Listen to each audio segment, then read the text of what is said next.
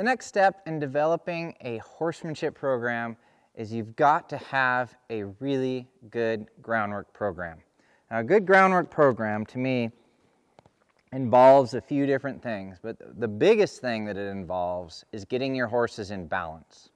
There's a lot of mental things that go into the groundwork, there's a lot of emotional things that go into the groundwork, and there's a lot of physical things.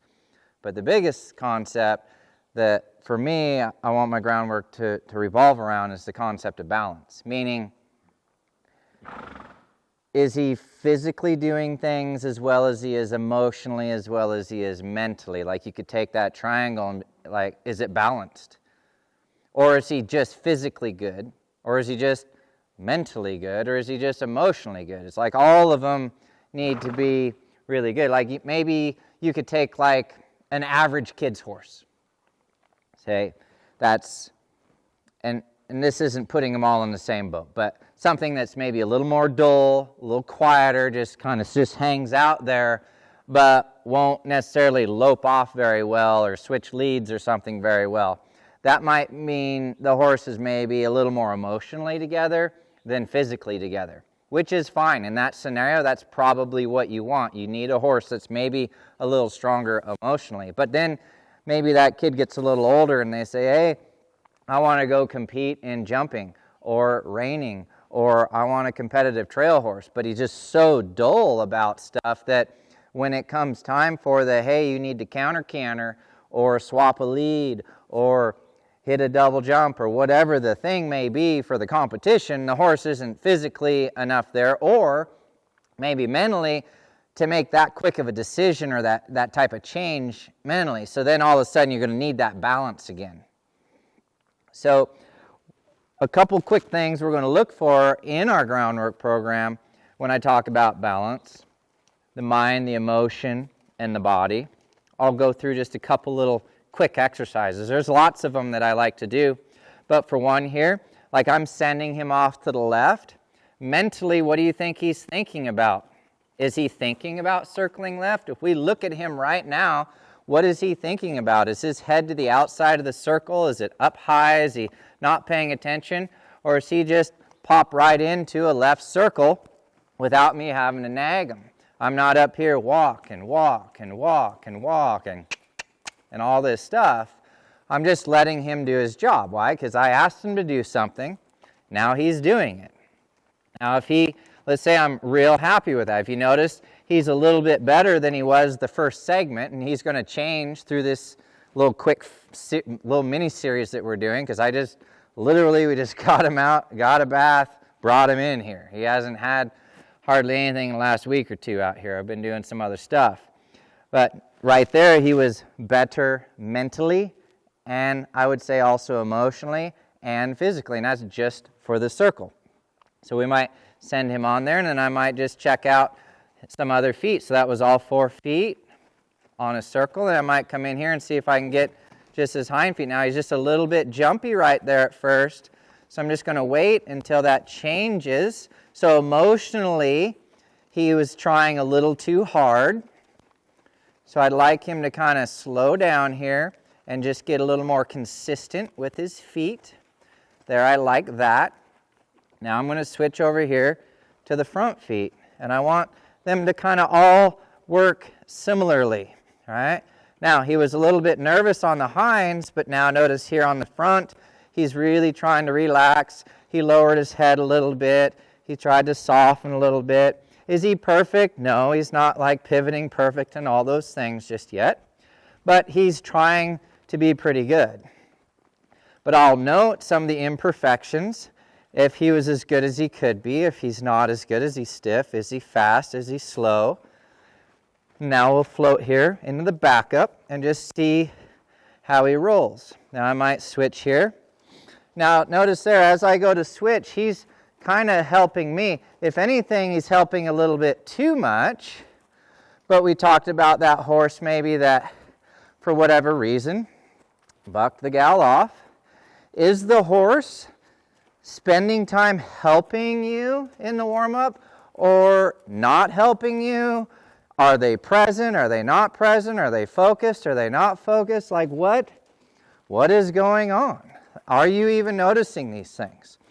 So in this case, he looks a little bit fresh there on the send, but really, in my mind, what I see in this horse a lot is he has his issue a lot of times is over trying.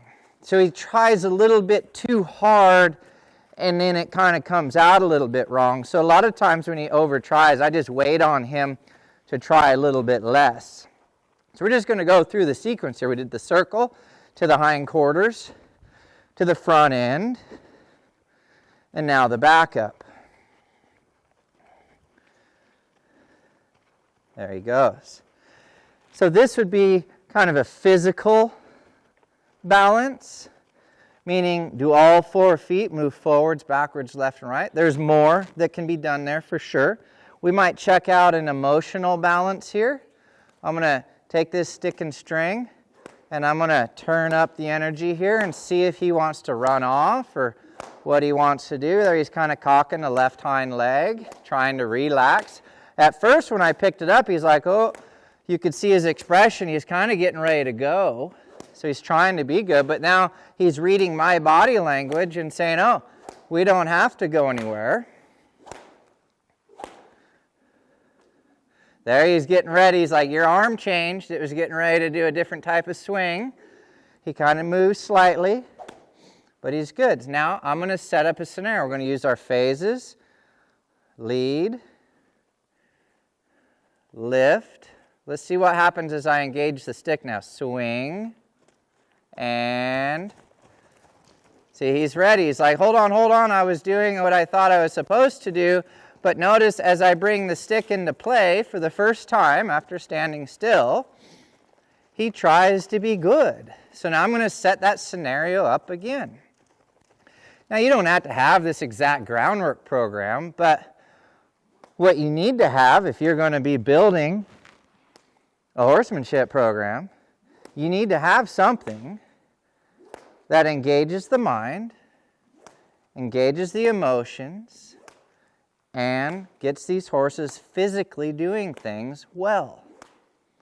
Part of that's balance, but part of it's execution. Lead, lift, swing. Let's see what he does there. There he's a little better. He still kind of flicks his tail, but this time he didn't miss his lead. So I'm going to go through this scenario a couple of times. That's twice that we've done it so far.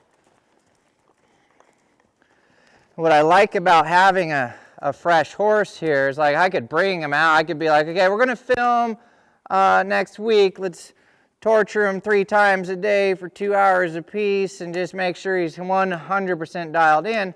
What I like here is like, let's watch him make some mistakes and not hook up, but then hook up, and be emotionally a little distraught, but then not, and then physically out of balance, but then good. You can kind of see in just a short little series here some changes. So now this is our 3rd sequence, start to finish. Let's see what he does. There, see his tail's quieter, he gets his lead, his head and neck's just a little better. It's not great, but he's thinking about what he's supposed to do there a little bit more than he was before on the first send.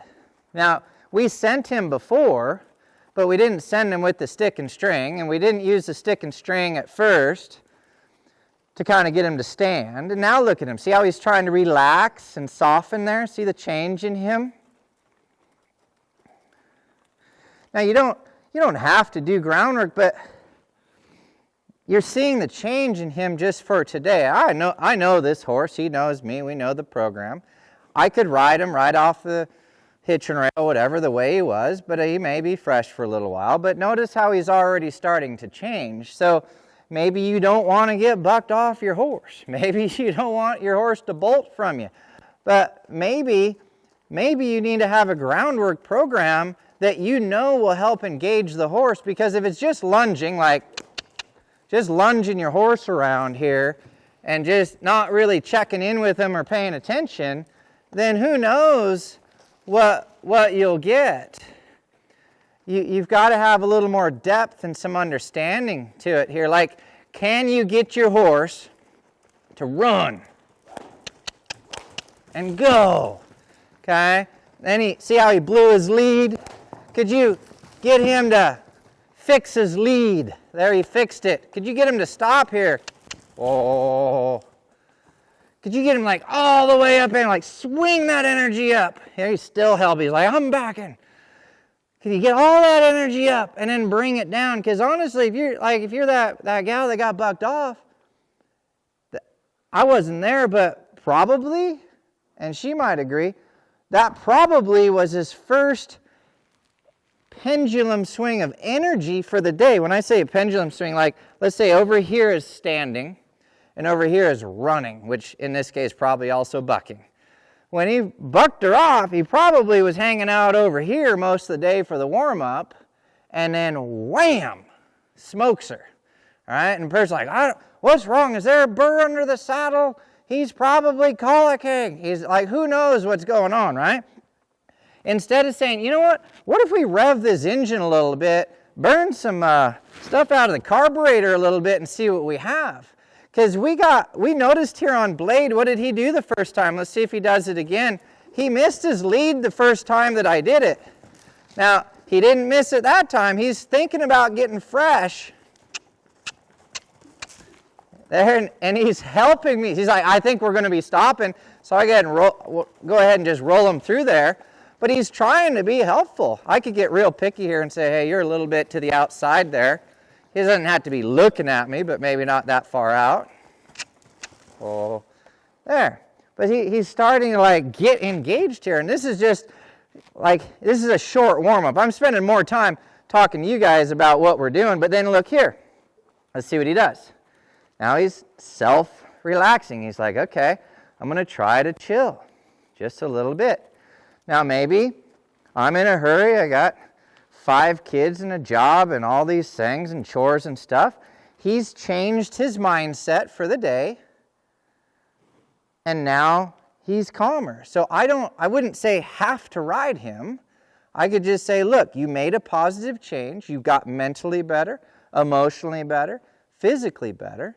We could be done for the day. So these are just some little things that we could do. Obviously, there's a lot more to this Groundwork program that I offer, but I want you guys to look at your own programs when you're trying to develop one, and how structured are they? Do they start with mindset, concepts, and theories, and then are you trying to touch the mental and emotional and physical aspects in your groundwork? Because all of these things are very important to creating this. You see how he's changing here? Because if you learn how to control that and set it up and get this without coercing them, without begging it from them, without just using treats and stuff to get this out of the horse, and you can, like, the byproduct of the things that you do together create this, it's going to be a much stronger relationship for you and your horse, no matter what you do. English, Western, jumping, reining, trail horses, whatever you got going, it's going to make everything better for you guys. So we're going to go ahead and wrap up this second section and move on to the next one.